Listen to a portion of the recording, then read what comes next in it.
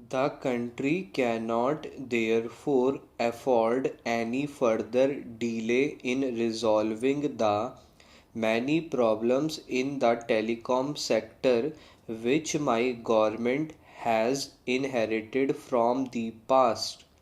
As I have stated on several occasions, we have both the political will and the competence to unravel these knots in the most transparent manner.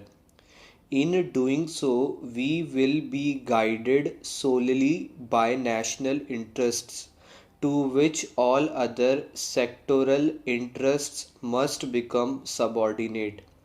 As a first step, we have created a high powered group on telecommunications under the chairmanship of Shri Jaswant Singh.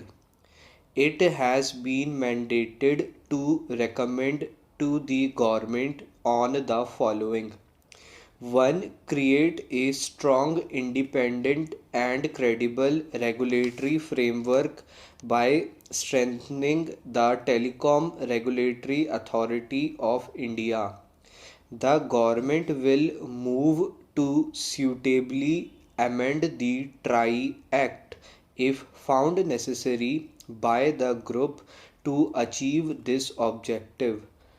2. To resolve all issues in the telecom sector, including the license fee structure for basic and cellular operators to ensure fastest proliferation of telecom services in India, including in rural areas.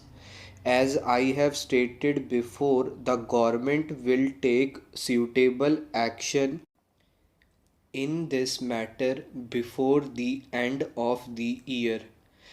3. To formulate a new national telecom policy to address, among other things, the revolutionary phenomena of the convergence of telecom, IT, media, and consumer electronics.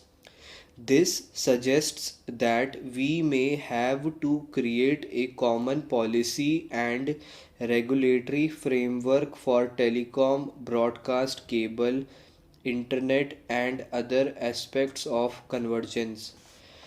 All this will require the evolution and implementation of rational spectrum policy based on best international experience.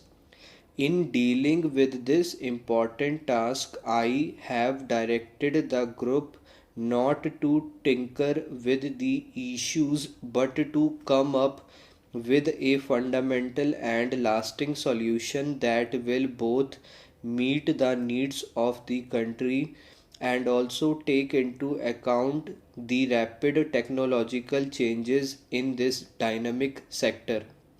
Otherwise, within a few years, India might once again face problems similar to the ones we are dealing with today.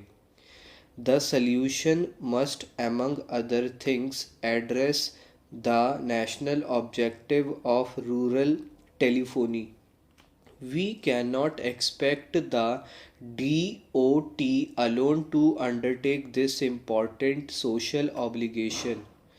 Private operators will have to share this responsibility and meet their targets speedily.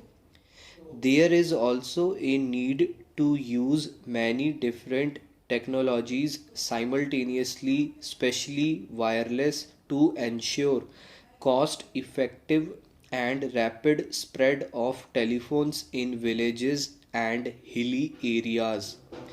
The solution must also result in further strengthening the Department of Telecommunications in order to successfully face the increasing competition in the coming years.